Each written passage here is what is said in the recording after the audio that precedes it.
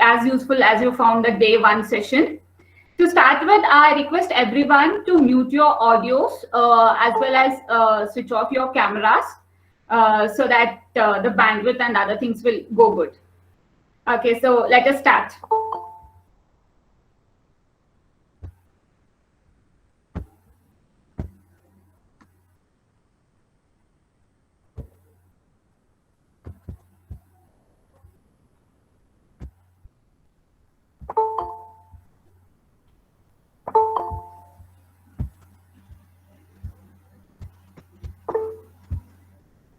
Yeah, I hope the screen is visible to everyone.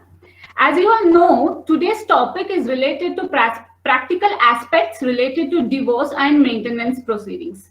In yesterday's session, we had in-depth knowledge about what is divorce according to Hindu law, according to Muslim law, according to Christian law, Special Marriage Act, and other related aspects. And also, we had the in-depth knowledge about the maintenance. So in today's session, me and Advocate Harsha, we will be dealing with the practical aspects. Practical aspects in the sense what happens in the court. Okay, so I think all of you might agree with me when I state that what we study in a law college is just an introduction to law.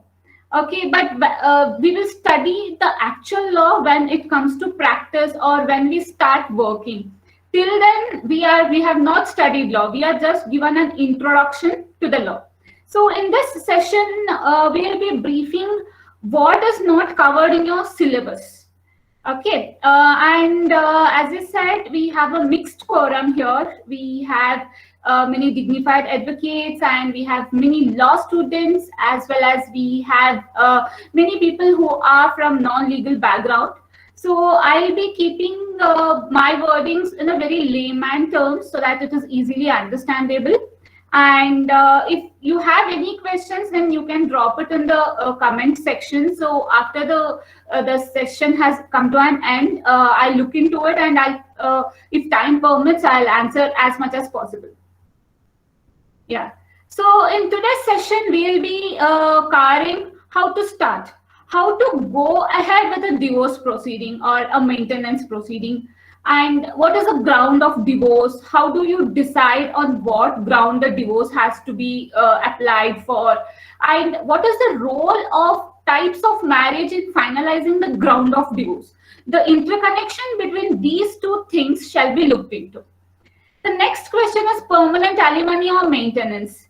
So this question is popped up always when you file for a divorce petition, or even for a client when he thinks of taking a divorce, his or her mind will go to, should I go for a permanent alimony or maintenance? So in this session, I'll be briefing out which one is better based on your circumstantial and other related aspects. Next one is, how do you fix it? How do you decide what is the maintenance amount that has to be claimed? And how do you get it claimed from the court? So that thing I'll be briefing off. And then important thing is waiver of cooling period. As we all know, there is a huge cooling period in a divorce petition. And how do we waive it off? And what is the procedure to get it waived? And then I'll be looking into the important landmark cases which I think will change our perspective, both as a viewpoint of a client, as a law student, or as a practicing advocate. So these case laws are which have been a landmark thing. To start, the first thing that has to be done is collecting all the facts. You have to ensure that as an advocate, you pen down every detail related to the case facts. And always remember that you should not never lie to a doctor, a lawyer, and yourself. So if you lie to these people, you will be under loss. So this thing you have to tell to the clients and make them realize that yes, they should not be lying to you, or they should not be hiding any facts from you, or they should not be giving any misleading facts, because it is really embarrassing situation to know some facts, or to know the other side of story, or to know some incident in the court of law. That is a very embarrassing situation for both for the advocate and both for the client. So to avoid that, build a rapport with your client, be a good communicator with your client, and ensure that you give that atmosphere wherein the client can come up, or the client can tell whatever, or all the factual concepts. And never judge your client. That is the first thing. Never judge your client. Only then they'll come up with all the facts, so that this knowing all the facts will make your case more and more stronger. Next point is, be a good listener. That is the most important thing to be an advocate, to be a good advocate, in fact. So as much as you listen, you understand it, and you give the other person a feel that yes, this person is listening to me, and I can share my feelings with him. So the second essential thing is being a good listener. And also, I would suggest, based on my personal experience and other things, that as much as possible, record the conversation, or else make a note of. You know what happens is, like, you will listen, and you will understand all the concepts. You will think that yes, I'll keep this conversation in my mind. But very much fortunately, she is or he is not the only client to you.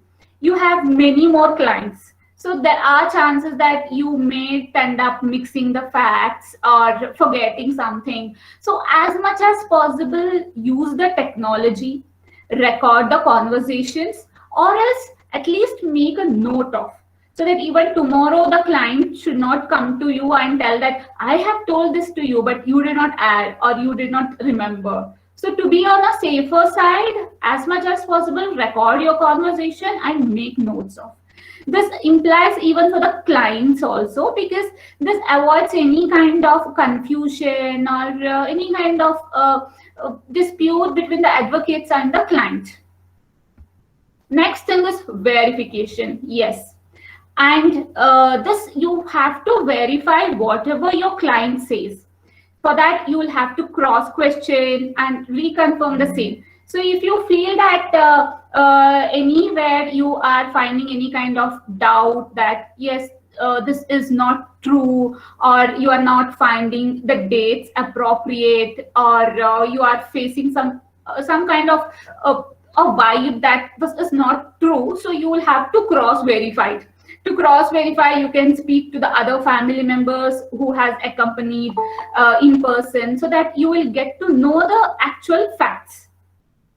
Read legislations and case laws. Yes. See, sections are limited. The section provisions, whatever are there are 2 or 3 lines maximum, a para. And the interpretation of it can be up to thousands of pages. So not only reading legislations, you have to interpret it. You will have to read between the lines, find a loophole, then make an advantage of it. And you will have to convert that loophole as an advantage to your case.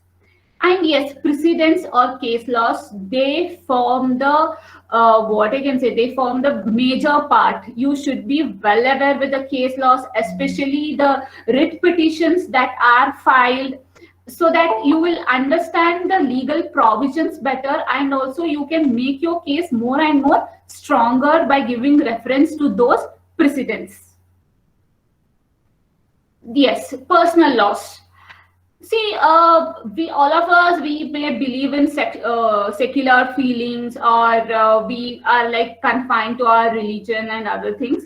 But when it comes to this matrimonial laws, it is very much important to understand the religious background of the other person. See, it is not necessary that you get the cases of your own community. You may get from other community also. Suppose if you are a person who is professing the religion of Hinduism, and you get a Muslim client. So when you get a Muslim client, you should be knowing what is iddat, what is meher, what is talaq-e sunnat, talaq-e biddat. So all these things you should be aware of. And also you should be aware of their how is the marriage conducted, and what is talak, nikah nama, how is nikah, what is the procedure, and who is nikah khan. So all these things you will have to understand. You should be knowing the religious background. Only then you can make your case stronger, and you can find the loopholes. So I would suggest for every person, every law student who is aspiring to be specializing in family laws, that you try as much as learning the religious background. You, if possible, attend such weddings or such religious ceremonies, so that you can witness it and you can learn it. And you should not never forget that a story has always three versions. That is my version, your version, and the fact. So whatever your client tell is just her version of the story or his version of the story. You have to step into the shoes of the other person as well, and you should analyze the facts, and you should be making if I was there in that situation, what would I have done, and how the things would have been gone. So all these things you have to think in a three-dimension view: my version, your version, as well as the actual fact or the truth of the story. Yes, and then I am hero in my story. Whatever I do, I am hero or heroine. I am the center part in my story. I would never like to highlight somebody, or I would never like to make someone great and tell that, yes, this person is extremely great, but I am the wrong, I am the culprit, I am the guilt person. No, I am not going to do that. I will be hero in my story, and I want all the limelight on me. This is the psychological aspect of every client you get. So to break down the psychological concept, you will have to understand it, and you will have to analyze it. And whenever you listen to the story, or whenever you listen to the narration of the client, keep this in mind, that all the limelight she wants in her upon her, and she is the heroine of her story. And try being in the side role or in the supporting role, so that you understand the facts of the case very much better. Next, truth versus fact.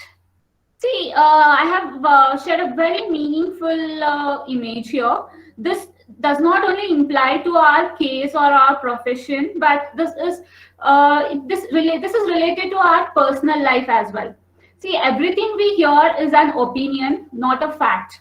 Everything we see is a perspective, not the truth. See, in this image, both the persons are correct. If you see it from your left side, it is 4. If you see it from your right side, it is 3. So both of them are correct. Nobody are wrong.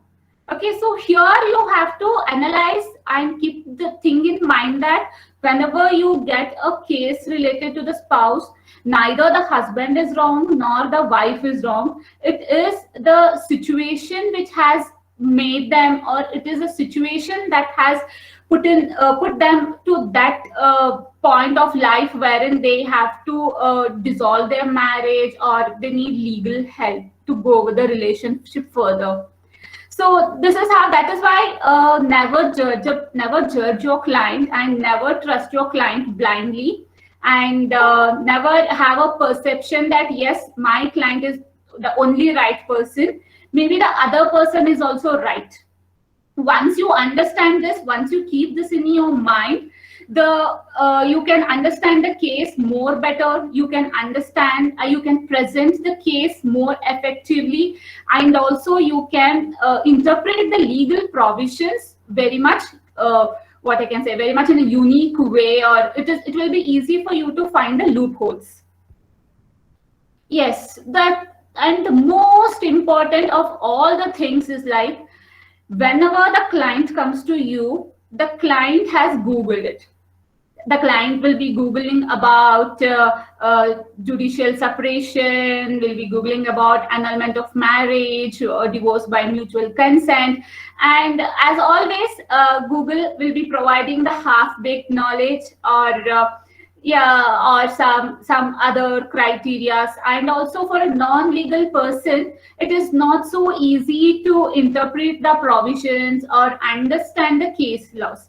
See, some case laws, we have some set precedent, and as a legal as a person with legal background, I know, yes, why the judge has come to that conclusion, because that is of the circumstances of the case. The person who has googled it will not read what the circumstance was, what the case fact was. He will just read the last paragraph of the judgment, which says yes, the appeal is granted. And then the client will force you, see, in this case this has been done, and why are you not able to do it? So under those circumstances, you have to explain the legal provisions and also the procedure to the client. And see, this, I think the Googling has been a great problem to both advocates and doctors. Okay, because whenever a client comes to us, we'll have half of the information. And it is very difficult for us as a professional person to make them understand, no, this is not like this. And also we, as I have personally encountered clients wherein they tell that, see, this is how happens in the movies, this is how happens in CID episodes, this is what happens in Satyameva Jayate, why does not it happen in my case? Then I'll have to stop them. Stop, mister. This is not how it is going to be. This is going to be entirely different. The court procedures, whatever are shown in the movie, are entirely different. And what in reality is totally different. You cannot bring a person all of a sudden and tell that, yes, this is my witness, yes, this is my this is my that. No, you cannot do it. There are proper provisions, and this is how it is going to go. So that is an important part. As a practicing advocate, you will have to do it. That is the client counseling. Yes, and now we will come to some general questions that are to be asked. The first question that has to be asked is about the sexual life of the spouses. Say if you get if you are a male advocate or a female advocate and you get a client of opposite gender, that becomes a little clumsy, or if you are not comfortable with asking about the sexual life and other things. But the sexual life, the knowledge of the sexual life to the advocate, it plays a major role, because the consumption of marriage is very important factor, which is considered in the court. So you will have to make a connection, or you will have to explain them why are you asking about this. So and you have to make them feel comfortable and get the answers from them. Financials of the couple. Yes, the advocate has to be knowing the financial details of the couple. How are they financially put up? What is the asset of the female? What is the asset of the husband? And what are the other things they are, like if they have any other property, like the ancestral property or property in somebody other's name or something like that, or if they have done something to their children, or do they have any kind of joint account. All these things has to be clearly noted by the advocate.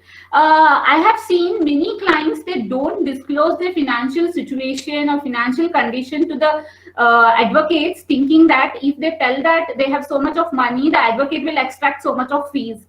But I tell you, that is a very wrong concept. That is a very wrong notion. The advocates, they don't like to be surprised in the court when the other person comes with some other ITR statement and tell that, no, this person has this much of these things. So all the clients who are listening to it, don't be under the notion that based on your financial situation, the advocate will increase your fees.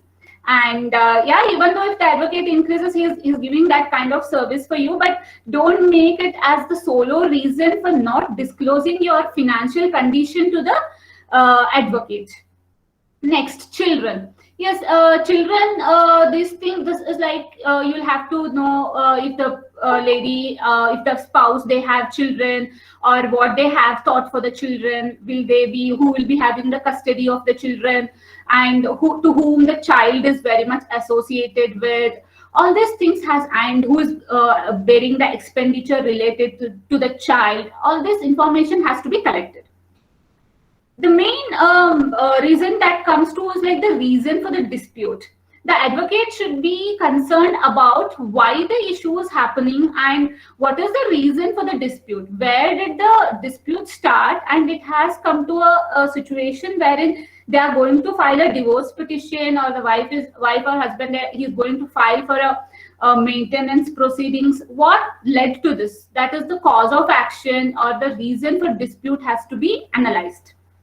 Yes, next, family members. Are they from the nuclear family or a joint family? What is the involvement of the in-laws, and how are they associated with the couple, and what are they doing, and how the things are going in the family? That thing has to be made a note of, because in many of the cases we have seen that I think the majority of the reason for the divorce is like the involvement of mother-in-law, wherein the wife wants to go separate, but the husband is so attached to his mother and he does not want to leave the house, and or the wife does not want to take care of the husband's in-laws, or it may be vice versa.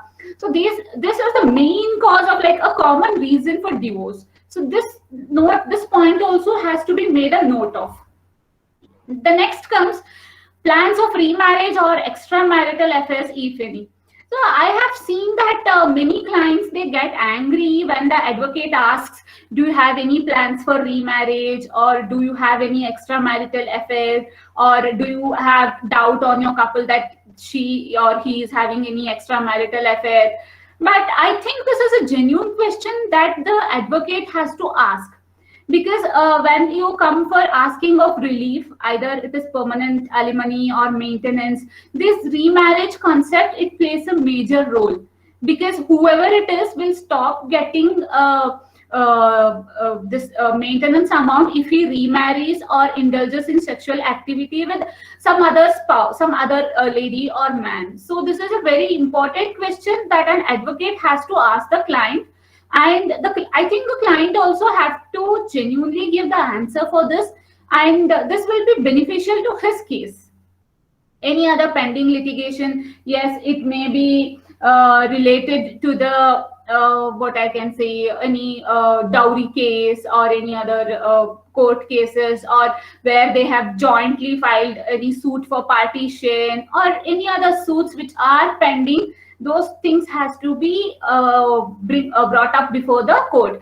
And also when you are like it may be not only jointly, but it can be like out of the marriage affair also, like property dispute or any ancestral property dispute. All these things has to be said to the advocate, so that when the advocate asks for relief, that is for the maintenance or alimony, these things has to be made a note of. Tomorrow, if the property comes in his favor, the other person should not be increasing the maintenance amount, or if the property goes out of his hand, he should be in a position to lower down the maintenance amount. So all these pending litigations also has to be brought up before the advocate who is taking up your case. Psychological effects of the spouse. Yes, see, this thing is like, whenever, see, you cannot judge a book by its cover. Same way, you cannot judge a person by his mere appearance. Some person may appear very soft-spoken, kind, mature, and other things, but in reality, he will be like beating, smashing, like even for the women, for that matter, getting angry for all the small things, creating nuisance in the house, etc., etc. So you have to ask the person or ask your client, what is the psychological setup of the other person? How the other person behaves in the house? How is he with the children? How is he with in-laws? How is he in her friend circle? So all these things has to be analyzed and has to be put up. And it will be an added advantage if you get any psychological aspects favorable to your case, and you add up in your draft, in your petition. So that will strengthen your case. So it is very much important to ask the psychological behavior of the other party. Next we will come to grounds of divorce and types of marriage. So before finalizing the ground of divorce, you have to, as an advocate, you have to understand the reason for divorce. why the reason, why the divorce is happening. Is it for cruelty, harassment, or impotency? What is the reason for divorce? Why are they taking the divorce? That has to be analyzed, and that has to be made in one or two lines, so that you can fit in any of the clauses of the act, whichever is applicable. Associated things and consequences of divorce. Yes, this is very much important. It is, see, when the client comes to you, he'll be in agony, in anger mode. He'll be like, I'll just give divorce and finish it off. Let me see whatever happens next. I'll take care of the things later on. But as an advocate, you need to be very mature, and you have to look into the consequences of the divorce. I am here, consequences means I am referring only to the legal consequences, not to the other personal consequences of their personal life. No, you are not associated with that, but you are surely associated with the legal consequences of the divorce. If it is a contested divorce, then you have to explain them. See, this, if the person is not willing to take the divorce, if he goes in front of the judge and tell that, no, I am not interested in the divorce, this may happen, this may not happen, and you may have to give this much of maintenance. So all these things you have to look into before finalizing the ground of divorce. Next is exploring options like judicial separation. See, as of today also, there are many people who are unaware of the provisions like restitution of conjugal rights, judicial separation, annulment of marriage, all these things. They just know the concept of divorce and mutual divorce, but they are not aware of these concepts.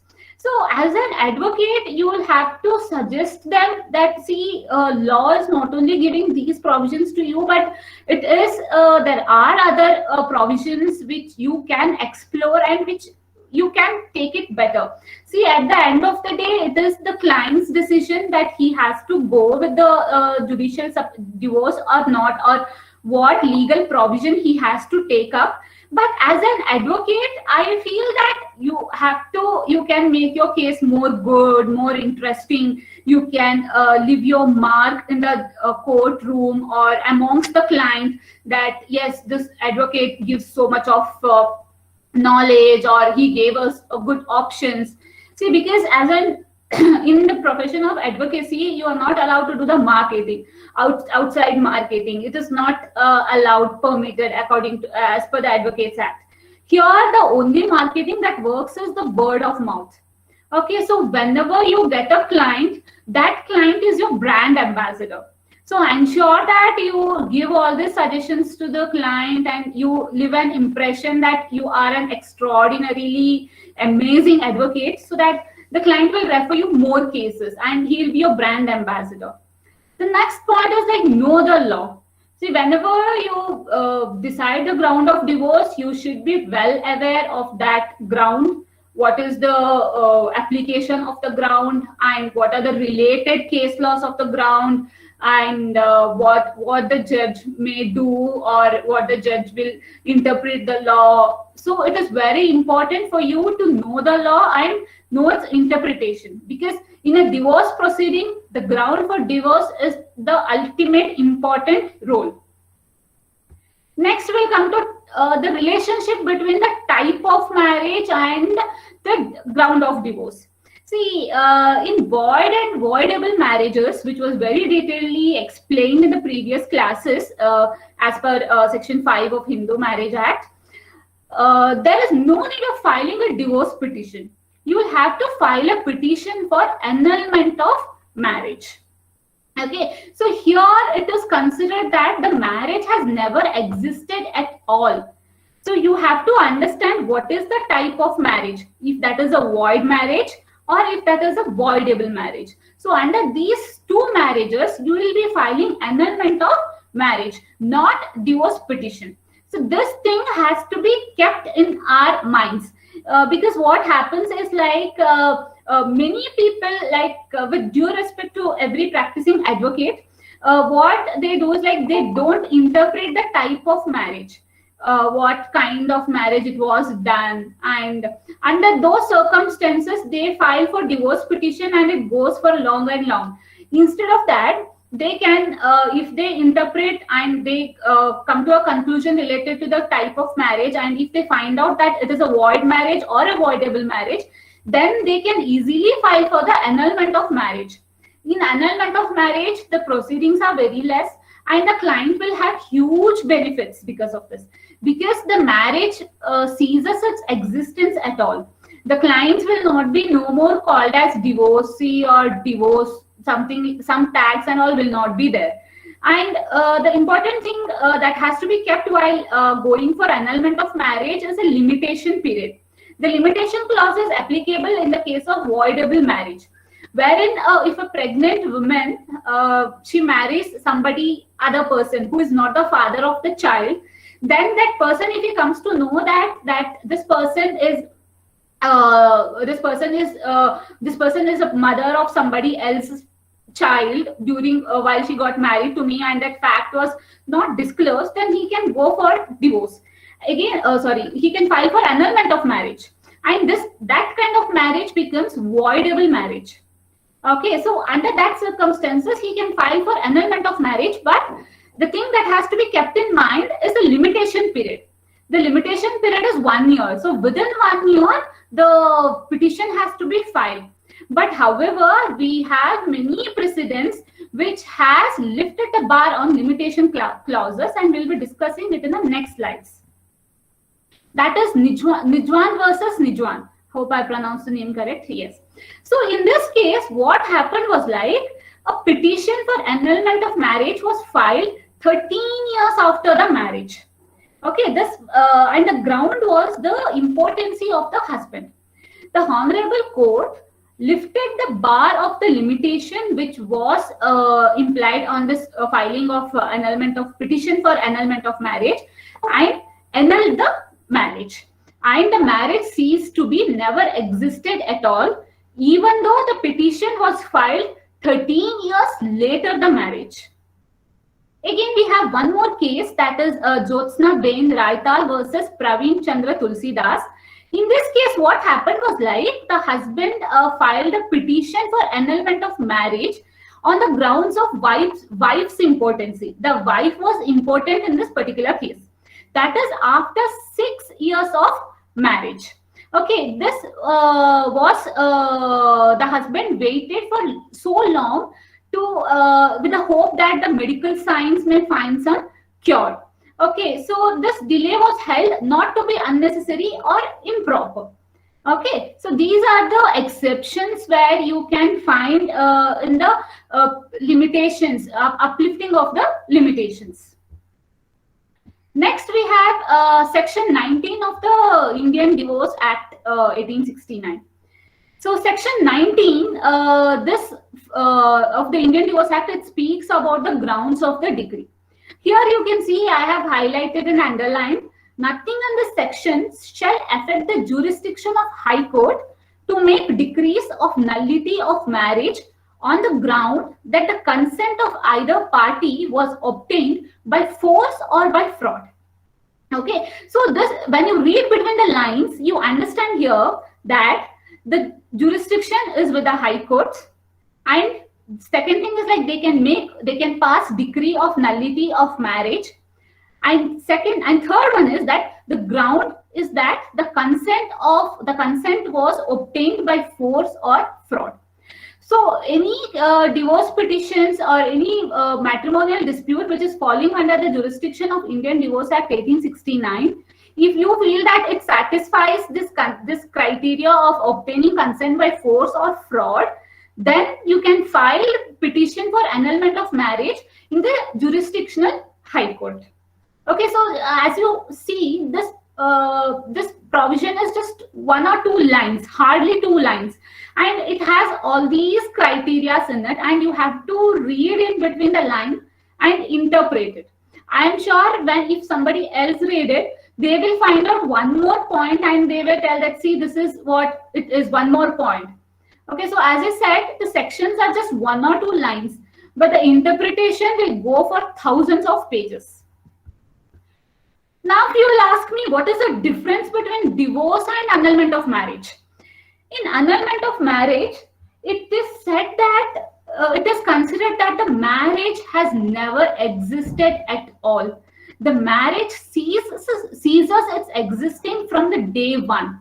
Whereas in divorce decree, the marriage ceased to be existed. The marriage is considered that marriage is existed. And also you will come to the in the next parts when we'll discuss the section 125 of CRPC and other case laws. Even after the divorce, the wife will have the title that of the wife, and the husband will have the title as that of the husband, which we will discuss in the next part. Whereas in annulment, it is not like that. In annulment of marriage, they will not be considered as the husband and wife at all, and the marriage ceases its existence, and it is considered that it was never there and it was never happened. As in the case of void marriages, that is void ab initio. And yes, in annulment of marriage, they are not liable to each other. The next thing, the common question which all of us as an advocate we end up is, should we advise a permanent alimony to the client, or we should be advising to take them maintenance? As you see here, permanent alimony means it is one-time settlement wherein you give money once for all and finish the matter. Whereas maintenance is like the periodical installments which you give like monthly, quarterly, or yearly, or something like that. Okay. Now, see, the maintenance laws, they come under section 125 of CRPC.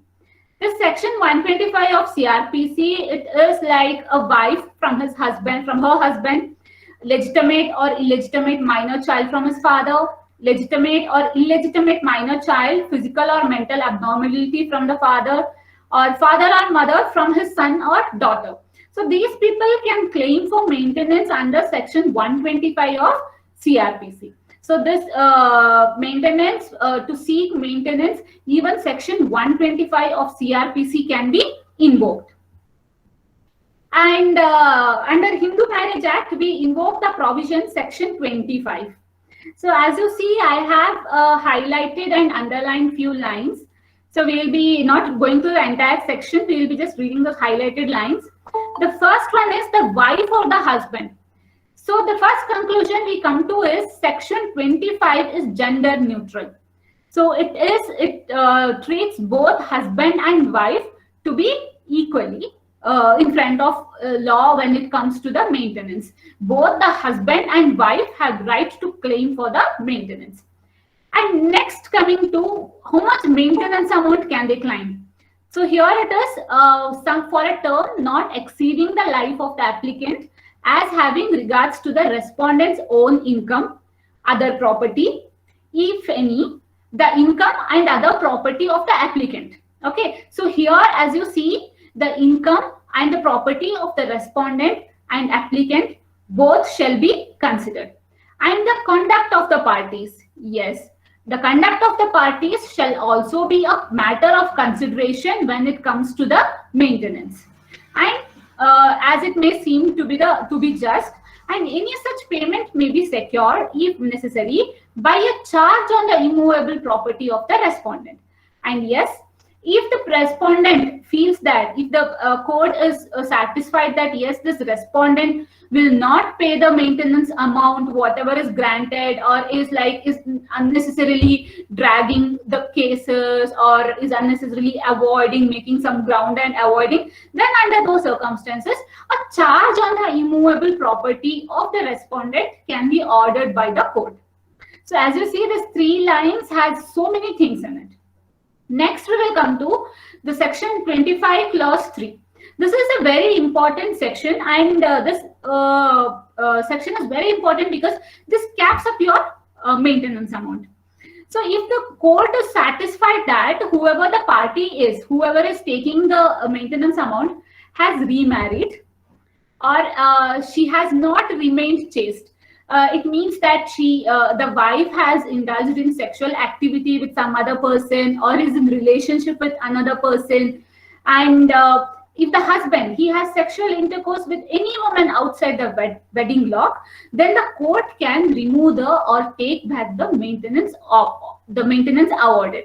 Okay, the court can remove if the husband after divorce proves that the wife who is whomever he is paying the maintenance has remarried somebody else.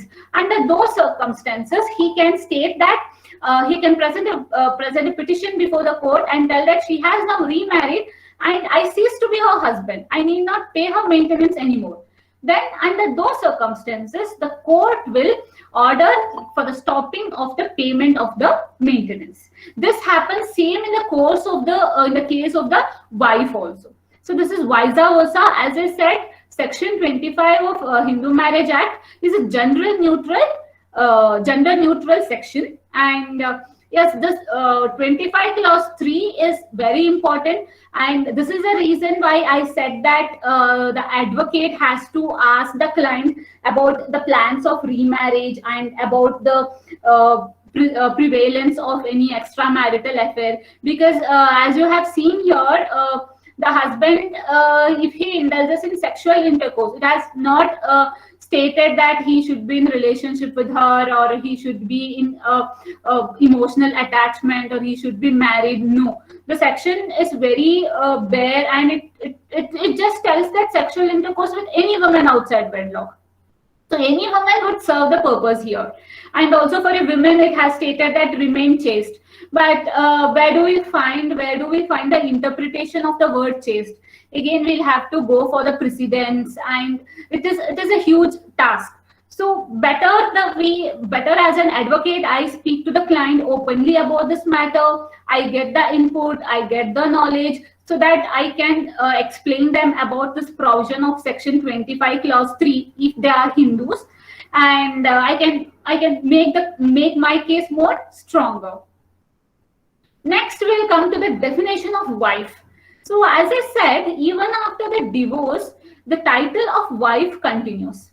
As explained in section 125 clause 1 of CRPC under subclause B, wife includes a woman who has been divorced by or has obtained a divorce from her husband and has not remarried. Okay, now suppose a husband and wife, they get divorced. Until and unless she gets remarried to somebody else, legally she'll be your wife. She will be having the right to file maintenance petition whenever she seems fit, because legally she is still your wife, even though you have got divorced. Until and unless she remarries somebody, she will be considered as your wife. Again, in case law, and this is set up in the case law, that is D. Velluswamy versus D. Patachemal, something. I'm really sorry for the pronunciation of the same. This case was held in the year 2010, and it stated that the wife, the definition of wife includes both legally wedded wife and also a divorced wife. Just because she has got the divorce from you does not make her or remove her from the post, from the title of the wife. She'll still continue to be the title. She'll still have that right. Okay, but the documents and other things, she can remove your surname and she can take up the names and other things. All that she has right, and she can do it on the basis of the divorce decree that is obtained. But section 125 of CRPC still considers her to be your wife. Next, we'll go to one more case law, that is Chanmonia versus Virendra Kumar Singh Kushwaha. In this case, the court took a step ahead of all the moral things. The court held that if there is a live-in relationship wherein a man and woman live together as that of a husband and wife, that relationship shall be presumed to be the marriage. Okay, so it may be a long live-in relationship, presumed marriage, de facto marriage, cohabitation. And in these circumstances, a strict proof of marriage is not required. Okay, so this is to invoke the provisions of section 125 of CRPC. Okay, so it means that any man and woman who are in a live-in relationship can invoke the provision of section 125 of CRPC. Again, while interpreting this, you will have to make a note that the court has very specifically said man and woman. So the gay couples living together and the lesbian couples living together does not fall under the provision of this precedent. So only the man and woman, they fall under the purview of this precedent. And again, a reasonably long period of time is not explained anywhere. So what is reasonably long period of time? It may be 1 year, 2 year, 5 year, 10 year. So it is how you present your case in case in future, if you have to refer to this precedent for getting maintenance for your client who is in a live-in relationship, then you will have to take a note that what is reasonably long period of time is nowhere explained. So it is up to you to explain and present the things before the court and state that, yes, this is a reasonably long period of time. Next, we have Indra Sharma versus V.K.N. Sharma. This is also a case of same nature, wherein a female was in live-in relationship with a married person. Okay, the husband or not husband, her live-in partner was a married person, and this lady was knowing about his marital status. They both were in the live-in relationship, and then later on there was a dispute among them, and she invoked the provision of section 125 of CRPC for claiming maintenance. It was held by the Honorable Court that the relationship between the unmarried female and a married male cannot be considered as a relationship as that of nature of marriage, and her status would be that of a concubine or a mistress, and henceforth she is not eligible for claiming maintenance under section 125 of CRPC. Okay, so to invoke the provision of section 125 of CRPC, it is merely to be understood that the live-in relationship should be satisfying the conditions of a valid marriage. Okay, so by referring these two case laws, that is the conclusion we arrive at. But however, in this case, if she has a child, that is the unmarried woman, if she has a child, then she can invoke the provision of section 125 CRPC for the child. Because any child born out of any relationship, either it may be a legitimate relationship or an illegitimate relationship, the child is given the status of legitimacy. And henceforth, if she has any child, she can claim maintenance from that person who's a biological father of the child, for the maintenance, but she cannot claim maintenance for herself. Hope these two case laws are clear for you. And now we will be coming to the Muslim law. And I'm pretty much sure everybody here will be knowing about this Shah Bano case.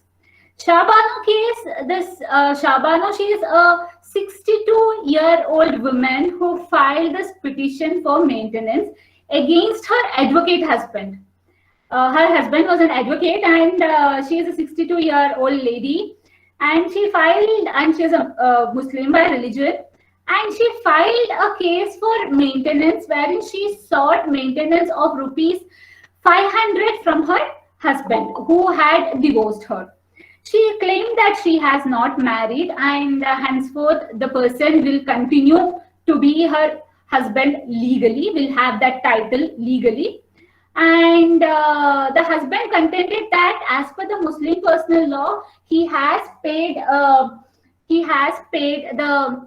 meher amount back, that is the dower amount back, and also he has taken care of her during the iddat period, and henceforth he is not liable to pay the maintenance.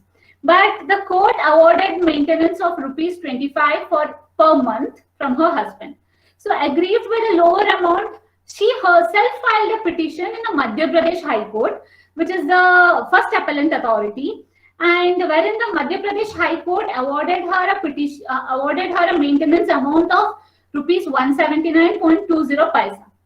And aggrieved by this order, her husband filed a petition in the Supreme Court, which is filed an appeal in the Supreme Court, which is the second appellant authority.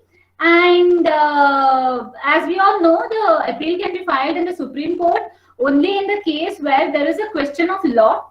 And he arised a question of law that is it when there is a clash between the Muslim personal law and section 125 of CRPC, which one is going to prevail? That was the question of law which was raised in the Honorable Supreme Court. The Honorable Supreme Court dismissed the appeal and upheld the decision of the High Court.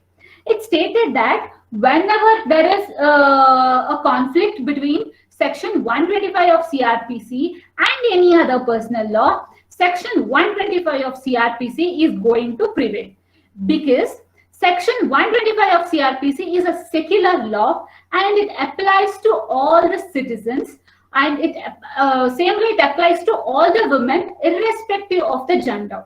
So there are many other precedents before this case wherein the same situation has arose, and the judgment was in the favor of Muslim personal law. But however, this case is a landmark case which held that Section 125 of CRPC is applicable, and that prevails over the personal law. And yes, this 62-year-old woman won her case, and she set a precedent for all the Muslim women, and that brought the Muslim women under the purview of the maintenance, and now they can claim maintenance from their husband even after the iddat period. Now, after this Shah Banu case, Muslim Women Protection of Rights on Divorce Act 1986 was brought into force. And as per this, the Muslim women can claim maintenance after the iddat period from their divorced husband. The constitutionality of this said act was challenged in Daniel Latifi versus Union of India. A writ petition under Article 32 of the Indian Constitution was filed. The Honorable Supreme Court upheld the constitutionality of the act, that is Muslim Women Protection of Rights on Divorce Act of 1986, and held that this act is valid and it does not violate any of the constitutional provisions, that is Article 14, 15 and 21 of the Indian Constitution. And hence the Muslim Women Protection of Rights on Divorce Act 1986 was upheld against the Muslim personal laws. Next, one more direction changing case law is Shairao Banu and others versus Union of India and others. So in this case, the constitutional validity of the triple talaq was challenged. Shairao Banu, whom you can see in the picture as well, she is a 32-year-old woman from Uttarakhand. She filed a petition challenging the talaq-e-biddat pronounced by her husband. Talaq-e-biddat is where it is also known as triple talaq, wherein if the husband pronounces talaq, talaq, talaq 3 times, the marriage is deemed to be resolved. This was challenged in the court, and the Honorable Supreme Court held that the triple talaq is constitutionally void.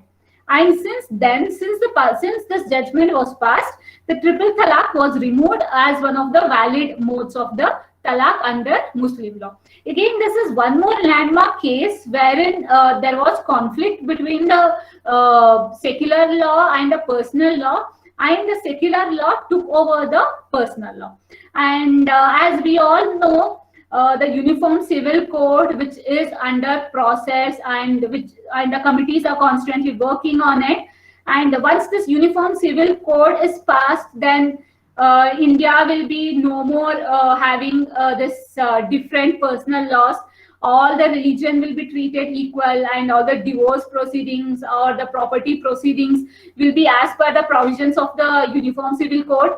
And we as the advocates will have to again study the Uniform Civil Code from the scratch. The next thing we will come to is in maintenance, 2 important terms, that is capable of earning and actual earning. This is commonly misunderstood and misinterpreted, as well as this is what I can say, this is very less it is brought in a divorce petition. I don't see much of the advocates giving importance to this 2 concepts, that is capable of earning and actual earning. Capable of earning means the woman or the male, whoever it is, what they're actually capable of earning, what they can earn. That is called as capability of earning. Actual earning is how much they are earning, how much is what is their income. So these two concepts are very different, very different. This was upheld. This was first interpreted in the case Shailaja and others versus Kombanna. In this case, it held that merely the wife is capable of earning. This is not a ground where husband can pay less amount of maintenance to her, or husband can escape from paying more maintenance to her. And it is not a criteria for deciding the maintenance amount. So the maintenance amount cannot be decided or cannot be reduced that she is capable of earning it. Okay, so this was held in Shailaja and others versus Kombanna. But same way in Rupali Gupta versus Rajat Gupta, the Honorable Court upheld that the wife was a qualified chartered accountant and was in profession for so many years. Okay, and the court upheld that she is well qualified and she is capable of earning. If she is not earning, if she is not going to reluctant of job, then this can be considered as a ground for reducing her maintenance. Okay, so the court may be reluctant in awarding maintenance to her, though she is capable of earning, just with the intention to harass her husband or have to or wishes to have a lazy food or something like that. She cannot do it. If she is capable of earning it, capable of earning good income, then she has to go for it. That is what was upheld in Rupali Gupta versus Rajat Gupta. So as you can see, the two cases, they are contradicting to each other. So here one is from the Supreme Court of India and the other one is from the High Court of Delhi. So again, we can find many judgments from the Supreme Court of Delhi also, wherein it said that yes, if the wife is capable of earning, then we can be reluctant in awarding maintenance. So what would I suggest to all my fellow advocates or law students is that find the case law which is related to your case, or which favors your client. And yeah, as I said, the provisions are very small. Either it may be 1 line or 2 line, but interpretation will go up to the what I can say will go up to pages. I'm repeating it again and again because I'm stressing out on that point, because that is more important, that we understand that concept. Yes, this even we can read it this way also. And yes, and this is what you have to understand, and you have to give main importance to the difference between the terms, that is capacity of earning and the actual earning of the spouse. Next, we come to a very important case and a very interesting case, that is Rani Sethi versus Sunil Sethi. This judgment was passed by the Honorable High Court of Delhi. What happened in this case was the husband and wife, they started a business together by selling the respondent's ancestral property. Okay, here in this case, the respondent is the husband. By selling the respondent's ancestral property, that is the husband's ancestral property. And the husband, out of the mere love, affection, he invested, like he made everything in the name of his wife. So all the business was, the ownership vested with the wife, that is the plaintiff, Rani Sethi. Unfortunately, what happened one day is like the petitioner, she packed the bags of the husband and she threw him out of the house. And what happened was, like, the man was on the road because he had no other support system, and to start the business he had to sell his ancestral property, and he was left with nothing. All the ownership was with his wife, and he was on the road. So what he was like, he filed for a maintenance petition, and he said that he needs support. So under those circumstances, the Honorable High Court of Delhi, it granted a maintenance amount of rupees 20,000 rupees per month to be paid by the wife to the husband, along with 10,000 as the litigation expenditure, and also she should provide a Zen car for the use of the respondent husband. So this is where the Delhi High Court passed a very great judgment wherein even a Zen car was awarded as the maintenance. Usually, in the general concept, what we think maintenance is like, maintenance is where you don't actually give ownership of the house, or you give a possession of the house, or you can tell that yes, you can stay here, or you can stay in a rented house, I'll pay your rent. Usually, like that, the maintenance is negotiated. But here in this Rani Sethi versus Sunil Sethi, a Zen car was given as the maintenance along with rupees 20,000 per month. And next, what is the criteria for deciding the maintenance or alimony? Age of spouse, economic condition, the health of the spouse, and the child custody. Yeah, it is very much obvious that whose custody the child will be, they will be getting more amount, and like, because that will include even the maintenance of the child. Next, we'll come to very important thing, that is waiver of the cooling period in mutual divorce. The guidelines was led in Amardeep Singh versus Harveen Kaur. The questions, there are 6 questions that are to be analyzed by the court. That is, since when the parties were married, how long the litigation is pending, and how long they are staying apart, and is there any other litigation pending, or have they attended to the mediation or conciliation, and have they genuinely come into the conclusion related to alimony, custody of the children, or any other matters. So the judge has to look into these 6 questions, and after analyzing this 6 questions, their answer should be they have been staying apart 6 months as per section 13B clause 2 of Hindu Marriage Act, and also section 13B clause 1 of the Hindu Marriage Act. That is totally 1.5 years they should be staying separately. And second conclusion they should be arriving is like all the mediation efforts between both the parties have miserably failed, and there is no chances of reunion, that is irretrievable breakdown of the marriage theory. And third point is like they have genuinely settled their differences. It may be the alimony, custody of child, or, and very simply speaking, in single word, there is no pending litigation or pending issues between the parties. And the last point is a very important point is this waiting period will prolong their agony. That is, the waiting period will cause mental trauma to them, to the children, to the family members, all these things. If the court finds that these 4 conditions are satisfied, then the cooling period can be waived off. That is, the cooling period which is provided under Hindu Marriage Act can be waived off, and the petition can be moved in the fast track. So this is a landmark case which was passed in the year 2017, and invoking these provisions, you can fasten the procedure of the litigation. Next, we have right to marriage. In Lata Singh versus State of Uttar Pradesh, this judgment was passed in the year 2006. In this case, what happens is like there is an intercaste marriage, and the parents disapprove the marriage. And what they do is like they file, the parents of the girl, that is Lata Singh, they file many cases. Yes.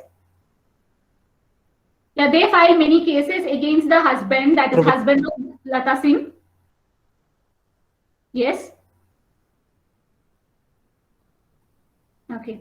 They file many cases against the petitioner, the husband, the petitioner's husband, that is husband of Lata Singh. And this Lata Singh, she files a writ petition in the High Court, in the Supreme Court, asking for writ of mandamus and writ of mandamus. The court tells that it is the right to marriage is a right. Okay, and if the parents are not happy with the marriage of their major children, the maximum they can do is that they can cut off the social relationship with them.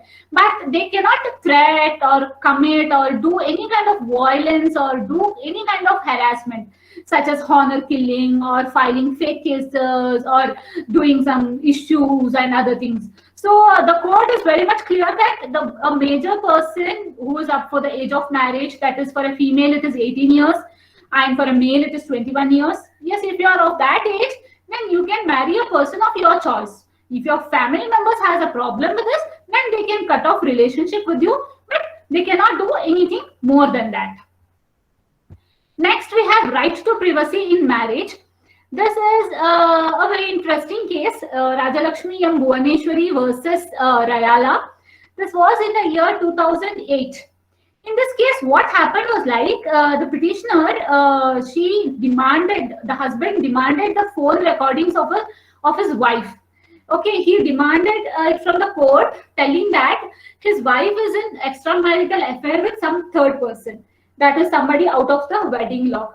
But the court held that this is invasion of her right to privacy, and even though you are married couples, you don't have any right to invade her privacy, and that is an unreasonable privilege to do such an act. And the court dismissed his request that he cannot demand phone recordings, and he cannot invade the privacy of his wife. And now we will come to one more case related to that, is Vinod Kaushik versus Madhavika Joshi. In this case also, the right of privacy was upheld. What happened in this case is like the wife hacked her husband and father-in-law's email conversation. Okay, and this email conversation, which she obtained by hacking their email ID, was presented as an evidence in the Dowley case. But the court held that that cannot be admitted as an evidence, and she has infringed her husband's right to privacy as well as her father-in-law's right to privacy, and she is liable to be punished under IT Act of 2000. Okay, so even though you are in a marriage or a marital affair, then you cannot invade the privacy, and you cannot hack the call recordings, or you cannot hack the messages and present it before the court and ask the court to take it as an evidence, as a valid evidence. Wherein if you're the advocate for the other party, you can challenge it that it is an invasion of right to privacy. Next, we have right to dignity and privacy in Sujit Singh Thind versus Kanwajalit Singh Kaur. In this case, what happened was like the wife filed for divorce under the ground of impotency of the husband. But the husband, he demanded the court to get a virginity test done. The court held that getting a female's virginity test done is violative of the Article 21 of the Indian Constitution. Article 21 of the Indian Constitution provides right to life with dignity and privacy. And a woman, she has a right on her own body. So you cannot have the virginity test done of a female by asking it in front of the court just to prove that you are sexually capable. So this was upheld in Surjit Singh Thind versus Kanwaljit Singh Kaur. Okay, to tell about this, these are the daily law updates which we share in our from Indian Institute of Industrial and Professional Studies. So I've taken a few images of the case laws from here. You can access all these from our Instagram page, which the link I'll be sharing at the end of this seminar. Next, we have applicability of 498A in void marriages. It says that whenever a man enters into a marriage with women, he comes into the definition of the husband. So even if the marriage is not legitimate, Section 498A is applicable. This was upheld in the case A. Subhash Babu versus State of Andhra Pradesh and others in the year 2011. So even though if you are not legally married, like your marriage is a void marriage in the eyes of law, even then you can invoke the provisions of Section 498A. Next, we will come to this case wherein I'm extremely sorry to state that I was not able to track the case citation because it is from a trial court. It is a case in Pune wherein the family court, it granted the divorce for a techie couple in just 8 days. Okay, so in 8 days, they filed the divorce petition, the hearing was done, and the judgment, that is the decree order of the divorce, was also passed. Imagine all these things happened in just 8 days. Okay, the advocate, when he stated that the court relied on the 2017 Supreme Court judgment, which we studied, wherein the guidelines was set up, and the 6 months cooling period was waived off, and the divorce was by mutual consent. So here you can see that when you use all the legal provisions, not only the provisions which are given in the sections, but also the provisions which are given in the precedents, the court proceedings can be really reduced. And as you have seen this divorce in 8 days, which many of us will be shocked that how can it be granted in just 8 days. So this is possible if you are good at the laws and you can invoke the right provision at the right time. Next, okay, so this is where I end up my part. So I hope it was useful. And now I request Advocate Harsha to take over. Yeah, good evening one and all. So first of all, I would like to appreciate for the wonderful presentation and thank you for enlightening us, Kritika. And from now, I would like to take over this session. And let me confine myself to the list of documents and points to be noted while drafting petition. So filing into the court, mediation procedure, and amendment of plaint, that is a petition, and the provisions of appeal and revision petition. So moving on to the next slide. Yeah. So before entering into the subject matter, I would like to state few things because I being an advocate, so for my learned friends and fellow advocates and law students, it must be useful from my side, from my perspective. So the first and foremost thing, being an advocate, we shall understand the statutes and its provisions expressively where we can justify the clients to meet the requirements. So we have to be very thorough with the statutes and their line-to-line reading, and the interpretation should be perfect in nature. If you misinterpret it, and that will cost you to the client, so that will be the fatal of the case. And moving on to the procedure, how you have to moving on to the procedure. Being an advocate, let me make sure that when the client approaches you, so being an advocate, when a client approaches you, make sure that the client is comfortable zone. So he or she shall feel comfortable to share everything with you, because being an advocate, we shouldn't miss in each and every point which might be useful or might not be useful. You should make comfortable to the client, and you should learn all the factual aspects, because when you're drafting a petition, we shouldn't miss the facts, because each and every line where they stated, they might not know which is important, which is not important to them. So let us understand everything, just jot down each and every point, what they say actually. And coming to the accumulation of facts, the client may not expressively say that from the starting to end. As an advocate, we present in a appropriate manner, but they they present in a clumsy way, and they won't be in a appropriate order too.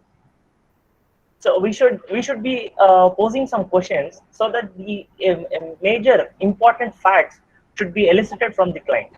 So that is a major issue which has to be understood, and it is a burden on the advocate to elicit everything from the client. That is a major issue, and you should ask for the relief. What relief the client has approached you. Being a client, they might have half-baked knowledge, as my learned friend Kritika said. So they'll be in a misconception of all the laws, and they'll be Googling it. They don't have the legal knowledge in an appropriate manner. They might be knowing it, but in an not in an appropriate manner.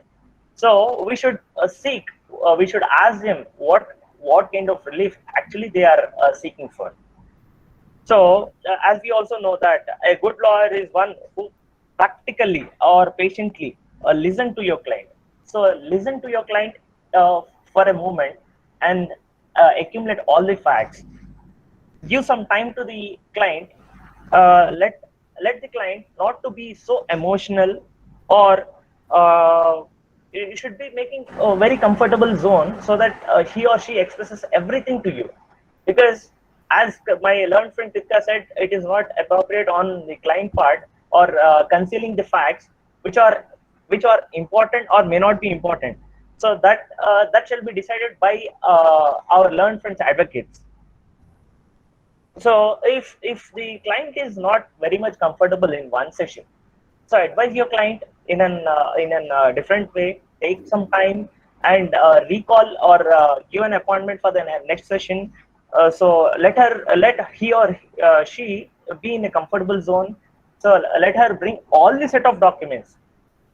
So what kind of documents will be let you know in the next slides. So let her bring their set of documents and evidentiary value either in an electronic media or on document. So few people they might negotiate, or a few people will be the elders of the marriage. So the elders are also very much important. The elders who shall be adducing their evidence by entering into the witness box shall be the crucial witness for the marriage or divorce or maintenance or whatever it is. So each and every aspect, what I mean to say is each and every aspect what the client is stating is very much important. No, don't neglect from being an advocate. Don't neglect any part of it. Any part of it. Right.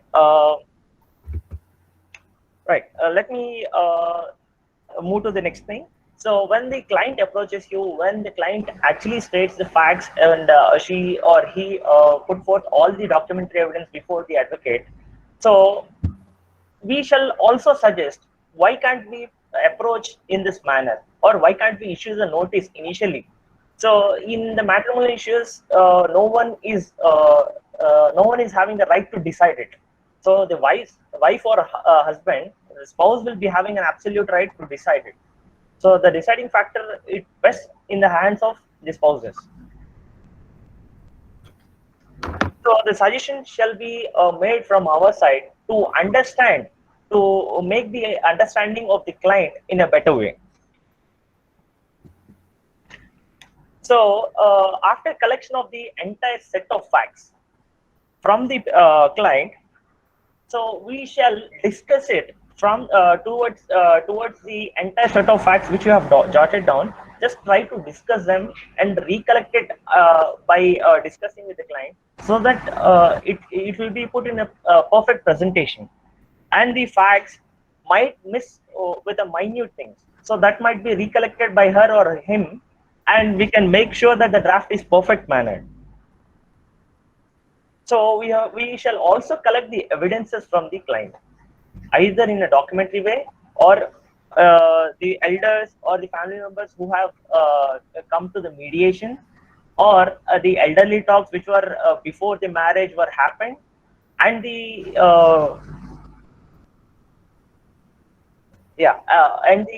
differences between the spouses. I mean to say, they might demand for a dowry, or they might give as a gift. So all these things will be only understood by the elders talks, not by the spouses, because the mediations or the talks among the elders will not be knowing to the spouses.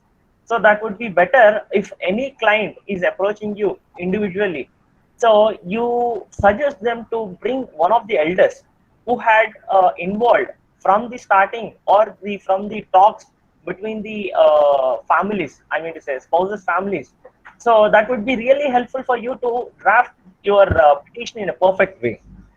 So make sure that the client is much satisfied with your draft, and also you should foresee the evidentiary part, which is utmost important. So being an advocate, we shall not neglect any important fact, or which is necessary or which is not necessary. Okay, let me confine myself to the drafting of the petition. So I'll make sure that the drafting of petition, either for the divorce or the maintenance, so that will be the common perspectives or common points which shall be covered for the petition. That is a drafting of a petition. That is, the first point is brief introduction of the spouses. So we generally, what we do is, when we are drafting a petition, So we start with the cause title. So cause title, after that the respondent or the petitioner address column, and then we'll come to the brief facts of the case. So when we start the brief facts of the case, so we generally start whether the spouses they have fell in love or it is an yeah, sorry. Yeah, please continue. Please continue. Yeah, sure. Is it an arranged marriage or love marriage, or the elders what they have spoken before the negotiations and everything, how the marriage should be conducted, how the dowry amount should be given, how the gold or what are the gifts, everything, the talks will be among the elders. So all these parts shall be the brief introduction of the spouses, and the mode and the place of marriage is also important, because the jurisdiction and the utmost thing is jurisdiction. So the place and mode of marriage will also plays a crucial role while mentioning it. And next, moving on to the allegations. The allegations where the spouses make against to each other. So in my general, in a general perception, everyone will be confining to their own knowledge or own facts. But being an advocate or being an mediation, I have conducted a number of mediations and all. So we shouldn't judge our client or the opposite party. So no one shall judge. Being an advocate, don't decide upon the facts which they have put forth upon the paper, because paper is just a piece of paper. Nothing might be true, or everything might be a true. So the allegations which are posing against the spouses shall be clear enough that the vividness shall be absolutely by way of evidence, or the allegations which they are making against the spouse shall be very clear. So either one allegation or two allegations, let us make a number of paras. So each para shall be contained, and how the incident was happened, how the incident was happened, and what was the consequence of the incident. So these kind of allegations might be embedded in the petition. So these allegations will lead to grounds of the divorce or grounds of the ordering for maintenance. So all these allegations are very much important. You have to collect from the client. And next, moving on to the differences.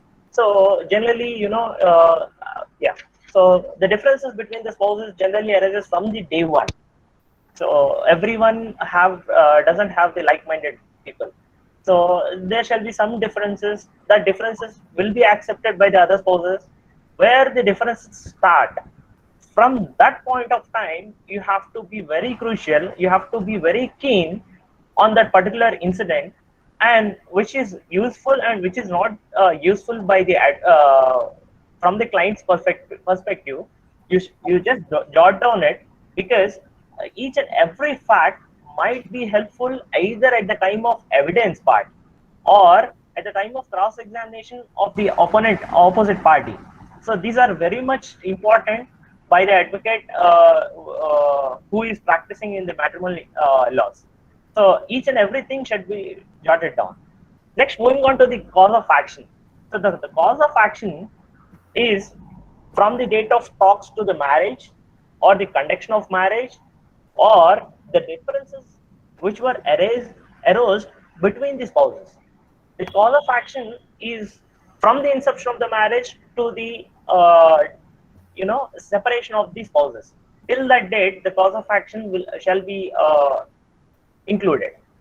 And next, this mediation and actions initiations by the elders of the family.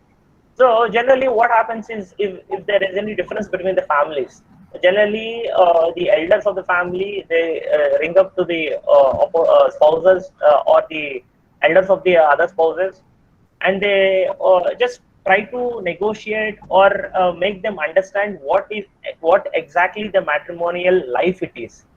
So these kind of mediations generally done by the elders of the family. If at all, if they are not able to mediate between these two spouses or their elders of the family, they can also refer to the official mediation centers that is like PLC, we call it as private litigation cases. So we can directly go to the Lok Adalat. We can file a petition stating that we can call the opposite party, that is the other spouse, and we can sit together before the judge and negotiate or mediate what are the differences.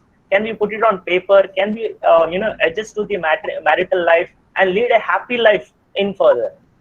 So in that way we can try to mediate. So the mediations, whether they have taken place or not, whether it shall be taken after your consent, after the consultation of an advocate, even the advocate shall suggest.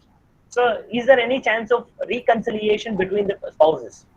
So if there is any chances of reunion, then the advocate's duty is to try mediating to reunion the spouses. We generally, what we do is we have to try our best to reunion the parties. And yeah, coming to the relief to be granted.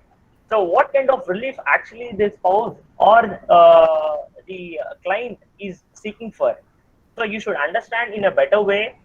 And as an advocate, we generally do is if the client approaches you for filing of one case, so we also suggest them. So there are number of laws. So in general, if we speak with this maintenance case, if a lady approaches me for filing of a maintenance case, then I would definitely suggest to file a domestic violence case upon the facts which she states.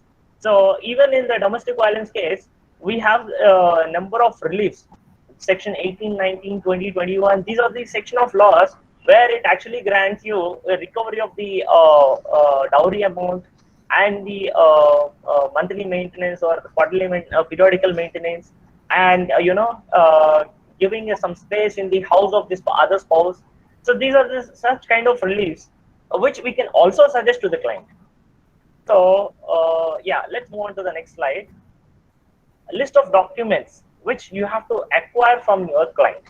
So when we are filing a petition, so we have to be very cautious, and we have to jot down everything which might be useful for the filing, and we shall preserve something, so a few of the documents, like let me give an example in my own experience, where a husband approached me, let me not take names of the persons, and a husband approached me stating that his wife had an illicit relationship, and he found out because she is hanging out in the phone calls in the late nights, and she's sharing some videos and chat, something like that. So all of a sudden, one day, she unexpectedly or by mistakenly forwarded few messages to husband itself. So there was a dispute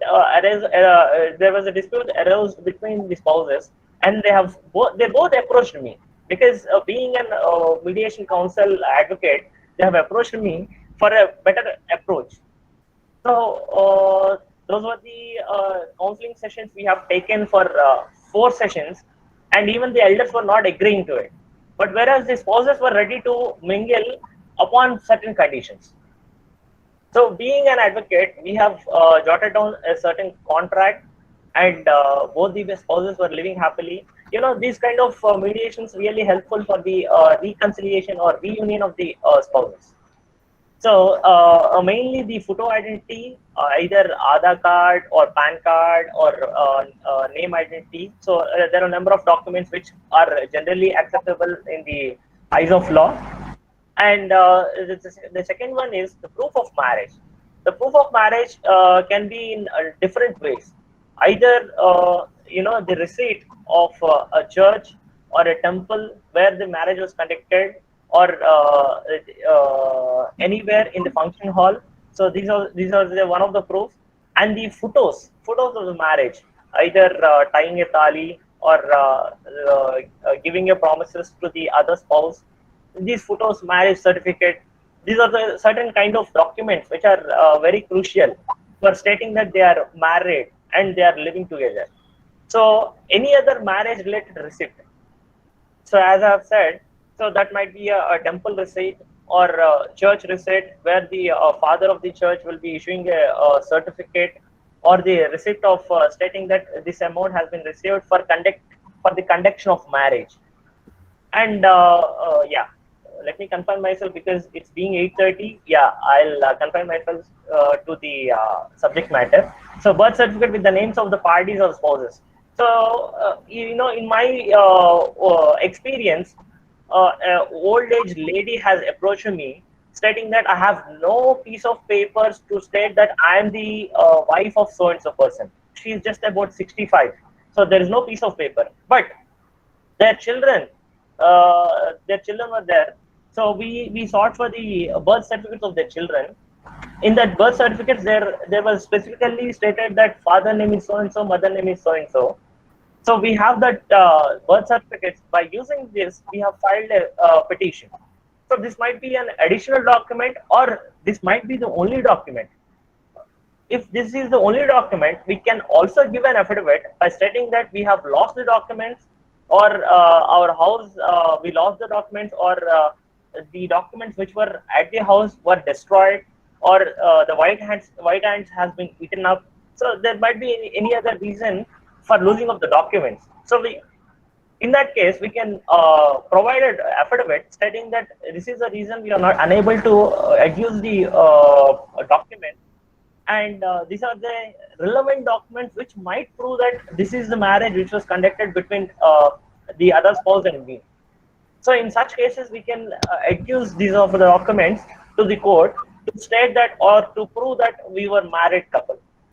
So moving on to the next slide, that is precautions to be taken while drafting. So as I said previously, we should be very careful and cautious while jotting down the facts and the allegations being mentioned. So generally, the client will be approaching stating that my wife or my husband is having an illicit relationship with so and so person. So that allegations, generally they make bold allegations, but that such kind of allegations doesn't actually be proved in the court of law.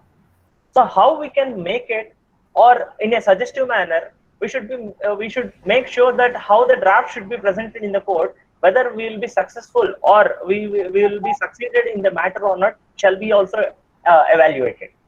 And next thing is avoid typographical errors. So if you have an errors while jotting down the names, or in the cost title, or these are the crucial things. If you have those typographical errors, the petition won't be accepted in the court of law. So we should also check with the dates and the amounts mentioned in the petition.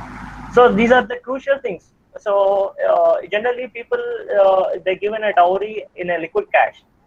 If not liquid cash, certain people will be transferring the amount through the wire transfer, or any other relative might transfer to their account. So in such cases, you should be very cautious how we have to mention and how we have to be presenting the amount has been transferred to the husband or wife or their elders. So this money has been given. So all these perspectives, all the facts has to be jotted down, and you have to make sure that this might be useful at the time of cross-examination. And lastly, coming to this, to verify all the contentions do have supporting documents or not. So whatever the facts or the relevant perspective facts which the client tells us, so we'll jot it down, we'll put it in an appropriate manner in a form of petition. So we'll present the same before the court. So with the bold allegations presenting the petition before the court doesn't lead to the success of an advocate.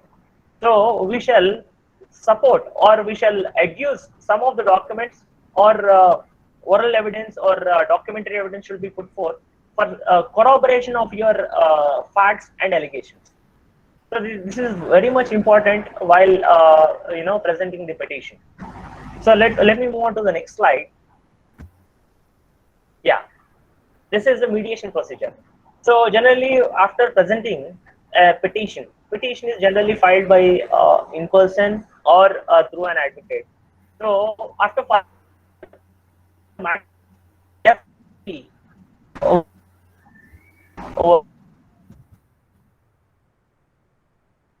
Your voice is breaking.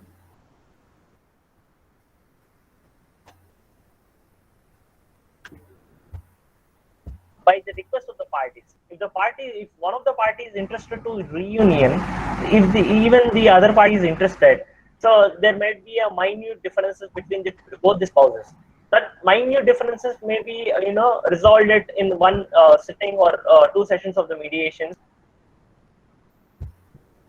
Yeah, please continue. Yeah, two sessions of the mediations or these kind of mediations will be really helpful to have a reunion between the spouses.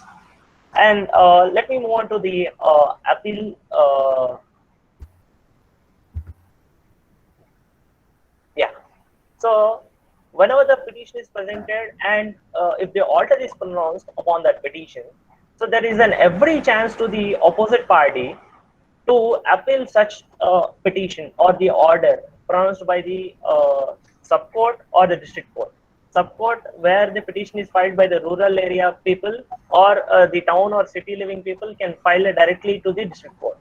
So whenever they file a petition, if the order is pronounced upon that petition, they can file an appeal to the higher court, to high court within a span of limitation, and seek for the grounds how the lower court has erred, or lower court has not considered the crucial aspects of the evidentiary value or the documents or whatever it is.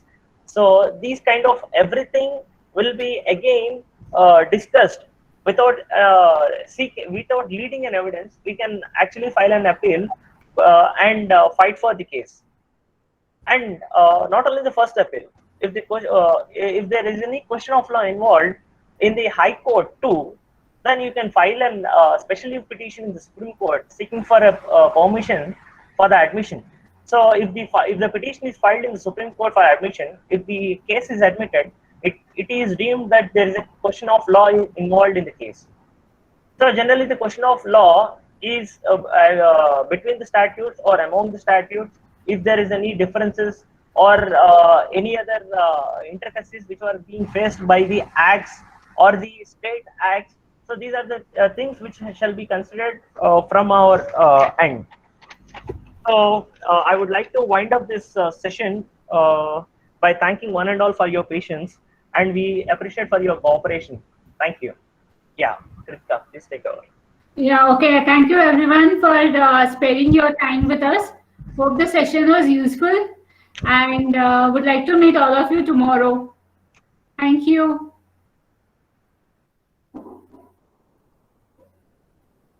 Yeah, okay. So there are a few queries in the comment section wherein it is said that what if the wife is actually earning well? Will she be awarded maintenance? See, as I said, as I had covered in it, it stated that actual earning and the capability of earning. So if she's earning good and if she's earning more than her husband, then she will not be getting the maintenance. Again, it is up to the discretion of the court and how do you present the case. So again, it depends on the case to case factor. Yes, and now one more question is, can you please explain about the cooling period? Yes, cooling period is given under Section 13 of Hindu Marriage Act, which states that, as you all know, that according to Hindu Marriage Act, marriage is considered as a sacrosanct union, which is a very pure form of bliss and other things. So if this cooling period is where time is given for both the husband and wife, so that they can settle the dispute amicably between them, and they can come back or they can reunite. So that is why this cooling period is given. And in mutual divorce cases, the cooling period is 6 months, which is very much mandatory. And both the husband and wife should be staying apart in this cooling period. And after the cooling period, they'll be asked that whether they want to cohabit or they can they have to move further with the divorce. And in the case of contested divorce, it is 1 year, and 1 year they should be staying apart. Yeah, and this is a cooling period. And yeah, can you please explain the filing in the lower? Can you please explain the filing in the lower courts? Yes, the petition, it starts from the lower court, as explained by Advocate Harsha. It is first filed in the jurisdictional family court. So you have to understand the jurisdiction, as explained in the previous class, that is in yesterday's class. The jurisdiction of filing divorce petitions or maintenance petition was discussed. Either it is at the place of the wife, or where they were previously cohabited, or the place of marriage. So in that jurisdictional court, the petition will be filed. Along with the divorce petition, the affidavit and all other supporting documents will be filed in the lower courts. Hope you got the answer. Can the wife get a divorce early in a contested divorce as she wants to marry? See, remarriage is never a ground for getting a divorce. She has to have a possible ground, like a strong ground, which is given under, if she is a Hindu, as per given under the Hindu Marriage Act, or if she is a Muslim or any other religion, as per the other provision of the other enactment. Once she gets divorced, yes, she can marry, but if she is getting any maintenance and other things, the remarriage will affect her for marriage. Thank you so much, informative, and thank you so much, Ganesh. And next one more I have. If the husband is not earning and the wife is earning, can she be held liable for maintenance? Yes, very much. She is liable to pay for her husband. I have explained many citations wherein in Rani Sethi case, though, the wife was supposed to give a Zen car for her husband. So yes, the wife is very much liable to pay maintenance to her husband. Yeah, okay. Could you please elaborate about appeal in the district court? Isn't matrimonial cases is filing in family court, which is equal to district court? I think Harsha will be able to explain this more preciser than me. Yeah, with respect to this question, I would like to ask whether the party is living within the rural area or the town area. Okay, so can you please tell in general, because I don't think I can track him back. Okay. Rural area. Yeah, if the party is living in the rural area, that will be called as Hindu marriage original petition. So that will be filed under the subcourt. Yeah, if anybody wants to leave the session, then they can leave, because we are running out of the set time. You can leave, there is no problem. Yes. Yeah, Harsha, please continue.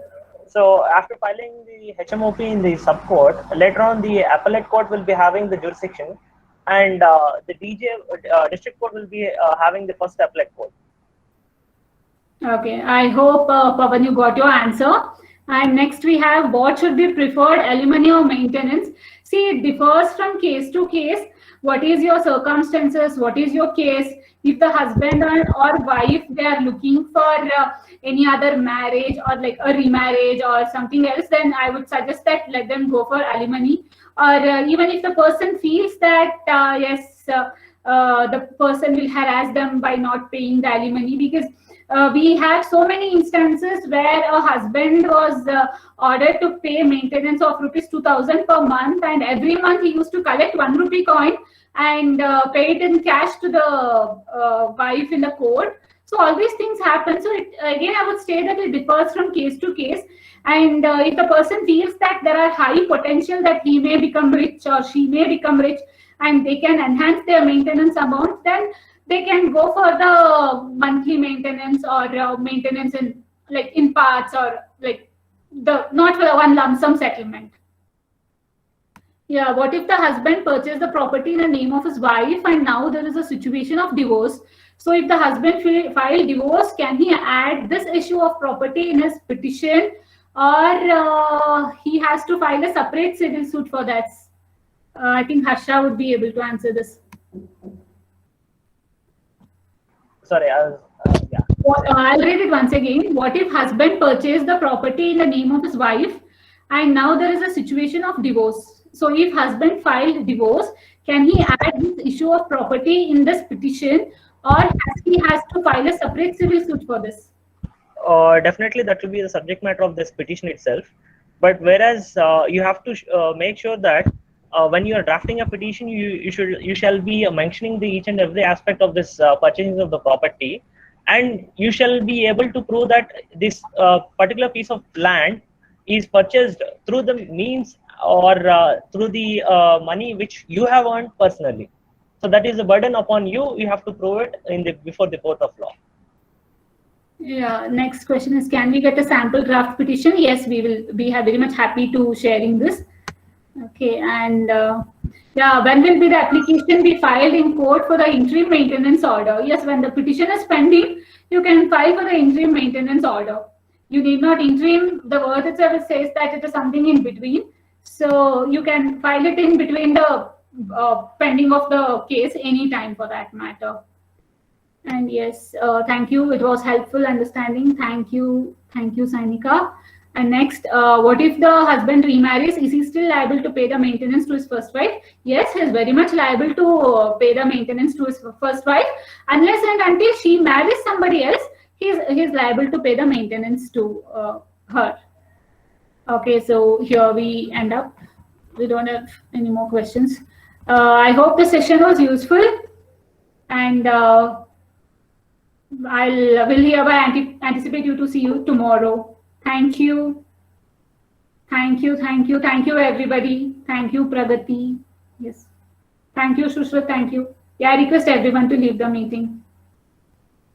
Till when the husband is liable to pay the maintenance, till the wife remarries, or she has any kind of a relationship with somebody else, the husband is liable to pay the maintenance.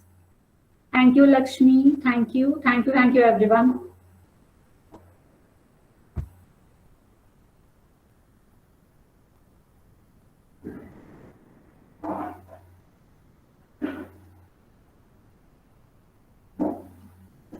Thank you, sir. Thank you. Thank you all. Thank you very much. Thank you, sir. Thank you so much.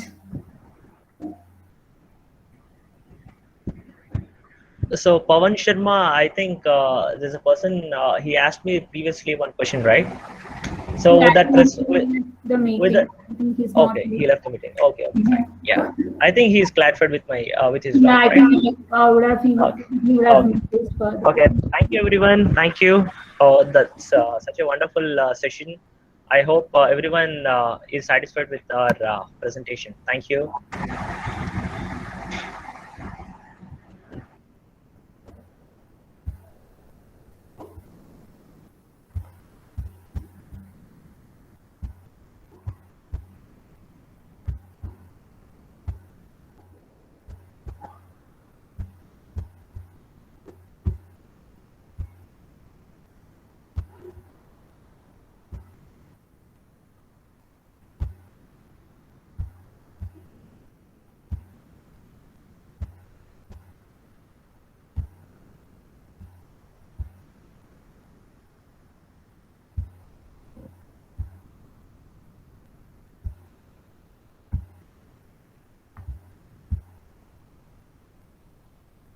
Yeah, Harsha, everybody left.